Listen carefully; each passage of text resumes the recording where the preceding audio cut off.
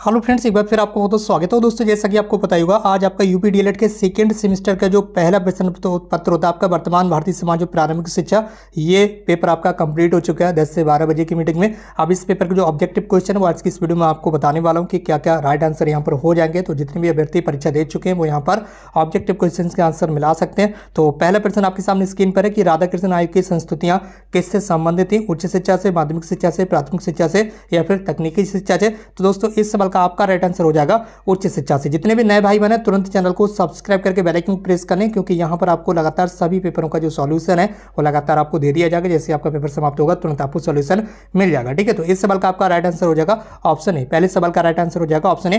प्रश्न संख्या 2 आपका वैदिककालीन शिक्षा किस दर्शन पर आधारित थी? ये यहां पर आपको बताना होगा। प्रकृतिवाद, आदर्शवाद, समाजवाद या फिर व्यवहारवाद। ठीक है, तो प्रश्न संख्या 2 का आपका जो राइट आंसर हो जाएगा वो हो जाएगा आदर्शवाद। जो वैदिककालीन शिक्षा थी वो आदर्शवाद पर आधारित थी। इसी के साथ आपका प्रश्न संख्या 3 है, दर्शन शास्त्र जो है वो अत्यंत ही कैसा है? नवीन है, प्राचीन है, आधुनिक है या उपरोक्त सभी? तो दर्शन शास्त्र कैसा है? ये प्राचीन काल से चला आ रहा है, तो दर्शन शास्त्र अत्यंत ही प्राचीन है। इस सवाल का आपका राइट आंसर हो जाएगा ऑप्शन 2, दर्शन शास्त्र अत्यंत ही प्राचीन है। इसी के साथ बढ़े हम अपने अगले प्रश्न की ओर। प्रश्न संख्या है आपका 4, प्राथमिक शाला में भाषा शिक्षा। ये तो नॉर्मल क्वेश्चन है, ये तो आपने कई बार पढ़ा भी होगा। और जितने भी क्वेश्चन, ज़्यादातर क्वेश्चन आप देख सकते होंगे, हमने जो यहाँ पर मॉडल पेपर आपको 2 दिए थे, ज़्यादातर क्वेश्चन उसी में से आपके यहाँ पर फंस चुके हैं मॉडल पेपर से। ठीक है, मॉडल पेपर की क्लासेस भी लगातार चैनल पर पड़ी हुई हैं, आप जाकर उन्हें देख सकते हैं। तो प्रश्न संख्या 4 का जो राइट आंसर हो जाएगा वो हो जाएगा गिजुभाई बधे का। ठीक है, ये तो मैंने पहले ही आपको बता दिया था कि ये इंपॉर्टेंट क्वेश्चन है और निश्चित रूप से परीक्षा में आपको देखने के लिए मिल सकता है। आप चाहे तो मॉडल पेपर वाली क्लास में जाकर देख सकते हैं। ठीक है, तो प्राथमिक शाला में भाषा शिक्षा, ये जो पुस्तक है ये गिजुभाई बधेका ने लिखी थी, तो ऑप्शन 2 इसका राइट आंसर हो जाएगा। ठीक है, चलिए बढ़ रहे हैं अपने अगले प्रश्न को। प्रश्न संख्या 5 है, 6 से 14 वर्ष तक के सभी बच्चों को अनिवार्य शिक्षा की व्यवस्था का वर्णन संविधान के किस धारा के अंतर्गत किया गया? ये भी मैंने आपको पढ़ाया हुआ है और ये क्वेश्चन पहले के प्रीवियस ईयर क्वेश्चन पेपर में आया हुआ है, उसमें भी मैंने यहाँ पर ये चीज़ आपको बताई थी। ठीक है, तो ये आपका धारा 45 में, किस में है? धारा 45 में, ये यहाँ पर आपको याद रखना है। प्रश्न संख्या 6 आपका मूल्यों के विकास का जो संबंध है वो किस पक्ष से होता है? ये यहाँ पर आपको बताना होगा। ठीक है, तो मूल्यों के विकास का जो संबंध है वो भावात्मक पक्ष से होता है। किससे होता है?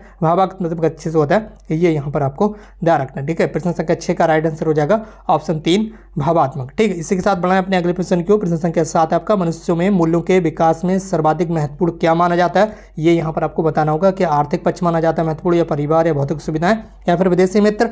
तो प्रश्न संख्या 7 का आपका राइट आंसर हो जाएगा ऑप्शन 2, परिवार। ठीक है, प्रश्न संख्या 7 का राइट आंसर हो जाएगा परिवार जो है वो मनुष्य में मूल्यों के विकास में सर्वाधिक महत्वपूर्ण माना जाता है। ठीक, प्रश्न संख्या 8 है आपका शिक्षा का प्रमुख उद्देश्य क्या है? ये भी का क्वेश्चन वेरी इंपॉर्टेंट मैंने आपको बताया था। ठीक है, तो ये क्वेश्चन फाइनली आ चुका है, आप परीक्षा में देख सकते होंगे। ये 2025 का प्रश्न पत्र आपका पहला पेपर है, जितने भी अभ्यर्थी परीक्षा दे चुके हैं यहाँ पर मिला सकते हैं। तो शिक्षा का जो प्रमुख उद्देश्य होता है वो होता है भैया सर्वांगीण विकास करना। बालक का सर्वांगीण विकास करना ही शिक्षा का प्रमुख उद्देश्य माना जाता है, और ये वेरी वेरी इंपॉर्टेंट क्वेश्चन है जो बार बार परीक्षा में आपका रिपीट होता रहता है। ठीक है, इसके अलावा अगला प्रश्न है यहाँ पर प्रश्न संख्या 8 है, शिक्षा का प्रमुख उद्देश्य क्या? सर्वांगीण विकास करना। प्रश्न संख्या 9 है आपका मदरसों में शिक्षा का माध्यम क्या था? यानी कि जो मदरसे थे प्राचीन काल में, उनमें से जो शिक्षा थी, जो एजुकेशन थी, वो कौन कौन सी लैंग्वेज किस किस माध्यम में दी जाती थी? प्रश्न संख्या और यहाँ पर 9 का पहला ऑप्शन आपका फारसी, दूसरा अरबी, तीसरा उर्दू, चौथा उपरोक्त सभी। तो मदरसों में प्राचीन काल में जो शिक्षा थी वो उपरोक्त सभी लैंग्वेज में दी जाती थी, यानी कि ये शिक्षा का माध्यम हुआ करती थी, ये सभी भाषाएं फारसी, अरबी, उर्दू। ठीक है,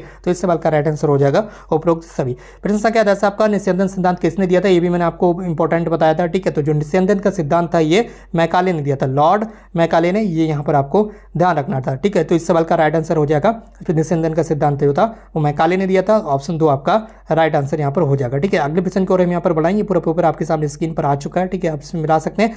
अगला प्रश्न है प्रश्न संख्या आपका है 11। प्रश्न संख्या 11 में आपसे पूछा गया कि प्रकृतिवाद का जो श्रेष्ठ योगदान है वो शिक्षा के किस क्षेत्र में? ये यहाँ पर आपको बताना होगा। ठीक है, तो प्रकृतिवाद का जो श्रेष्ठ योगदान है वो शिक्षा के उद्देश्य क्षेत्र में, किसमें? उद्देश्य में। ठीक है, प्रश्न संख्या 12 आपका शिक्षा में प्रयोजनवादी शिक्षा है। ठीक है, कैसी है? अनुभव केंद्रित है, विषय केंद्रित है, पाठ्यक्रम केंद्रित है, या फिर बाल केंद्रित है? ये यहाँ पर आपको बताना होगा। तो जो प्रयोजनवादी शिक्षा है, ठीक है, वो कैसी है? वो आपकी अनुभव केंद्रित है। कैसी है? अनुभव केंद्रित है, ये यहाँ पर आपको याद रखना। प्रश्न संख्या 13 आपका शिक्षा से मेरा अभिप्राय बालक और मनुष्य और मस्तिष्क, बालक और मनुष्य मस्तिष्क और आत्मा में पाए जाने वाले सर्वोत्तम गुणों का चतुर्मुखी विकास है। शिक्षा से इनका क्या अभिप्राय है? बालक और मनुष्य मस्तिष्क और आत्मा पाए जाने वाले सर्वोत्तम गुणों का विकास है। ये जो कथन है वो किसका है, यहाँ पर आपसे पूछा गया था। तो इस सवाल का आपका राइट आंसर हो जाएगा ऑप्शन ए, महात्मा गांधी। ठीक है, कौन सा हो जाएगा, महात्मा गांधी। किसका कथन है, महात्मा गांधी जी का। इसके साथ बढ़ाएं अपने अगले प्रश्न को, प्रश्न संख्या आपका 14। इसमें आपसे पूछा गया कि जनसंख्या शिक्षा का प्रथम जो राष्ट्रीय सेमिनार था वो कहाँ पर आयोजित किया गया था। आपके सामने 4 ऑप्शन थे, कलकत्ता, सूरत, दिल्ली, मुंबई। ठीक है, तो इस सवाल का आपका राइट आंसर हो जाएगा मुंबई। क्या हो जाएगा, मुंबई। ठीक है, पहले से मुंबई बोलते थे तो बट वर्तमान समय मुंबई बोलते हैं। तो जनसंख्या शिक्षा का जो प्रथम राष्ट्रीय सेमिनार था वो मुंबई में आयोजित किया गया था। ठीक है, इसी के साथ आपका अगला प्रश्न है प्रश्न संख्या 15, डेमोक्रेसी एंड एजुकेशन पुस्तक के लेखक कौन है। तो ये तो बच्चे जानता है, ये इंपॉर्टेंट क्वेश्चन है। ठीक है, बार बार परीक्षा में रिपीट होता है, मैंने आपको बताया भी था कि इंपॉर्टेंट क्वेश्चन है, आप जाकर देख सकते हैं यहाँ पर। तो इस सवाल का राइट आंसर हो जाएगा जॉन डीवी। ठीक है, तो इस सवाल का राइट आंसर क्या होगा, जॉन डीवी। बाकी ये आपके अति लघु उत्तरीय प्रश्न है, ये तो आप आसानी से देख ही सकते हैं। बाकी नीचे आपके लघु उत्तरीय प्रश्न भी रहते हैं। तो दोस्तों इस वीडियो को शेयर भी कर दीजिए ताकि अदर अभ्यर्थी भी अपना जो पेपर है वो बना सकें। बाकी इस तरह की और भी यहाँ पर जो पेपर सॉल्यूशन है उसके लिए आप चैनल को सब्सक्राइब करके जुड़ जाइए, तुरंत बेल आइकन को प्रेस कर लीजिए। बाकी आप हमारे साथ इस तरह से बने रहें। आज की इस वीडियो को यहीं पर समाप्त करते हैं। हमसे जुड़ने के लिए बहुत बहुत धन्यवाद। Thank you so much.